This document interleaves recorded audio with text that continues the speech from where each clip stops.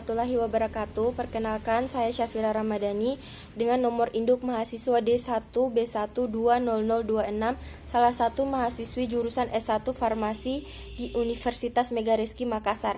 Adapun saya membuat video ini untuk memenuhi tugas kuliah saya, yaitu wawasan ilmu farmasi. Di sini saya akan menjelaskan mengenai 3 hal, yaitu definisi farmasi, sejarah farmasi, dan bentuk-bentuk pendidikan farmasi yang ada di Indonesia. Yang pertama, saya akan menjelaskan mengenai definisi farmasi. Farmasi berasal dari kata pharmakon yang merupakan bahasa Yunani yang berarti racun atau obat.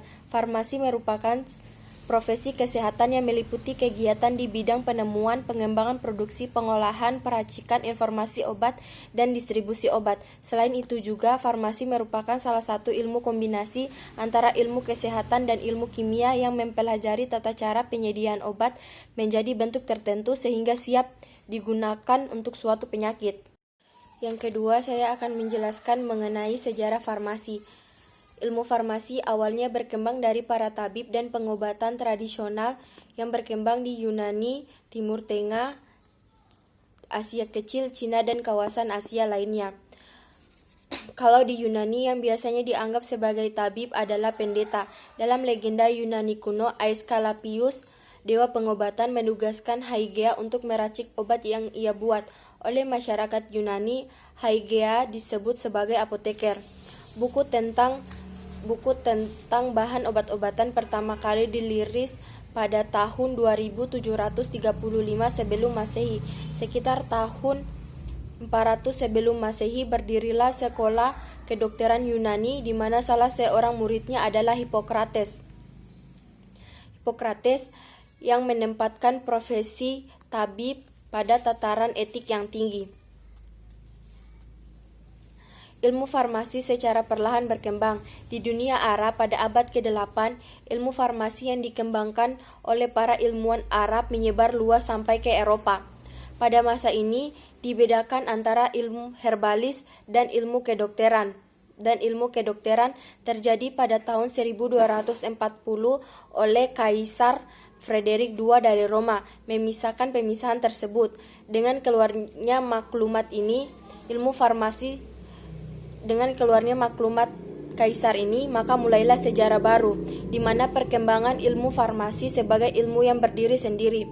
Berdasarkan hal tersebut, maka lambang ilmu farmasi dan ilmu kedokteran berbeda.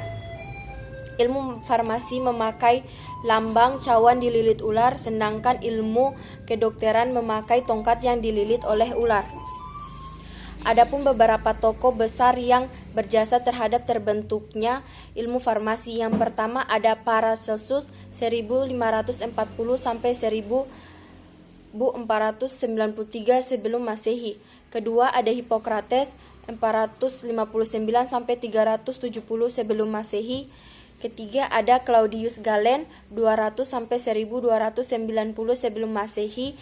Keempat ada Ibnu Sina 980 sampai 1037 sebelum Masehi, dan terakhir ada Johann Jakob Wefer 1620 sampai 1695.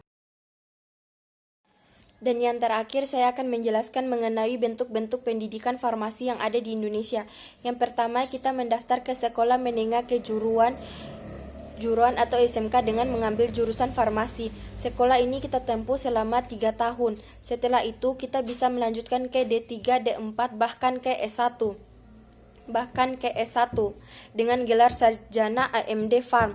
Selanjutnya kita bisa melanjutkan ke sarjana atau strata 1, S1 yang dirancang selesai pada 1 tahun dengan gelar sarjana sains atau SSI atau Prodi Sains dan Teknologi Farmasi.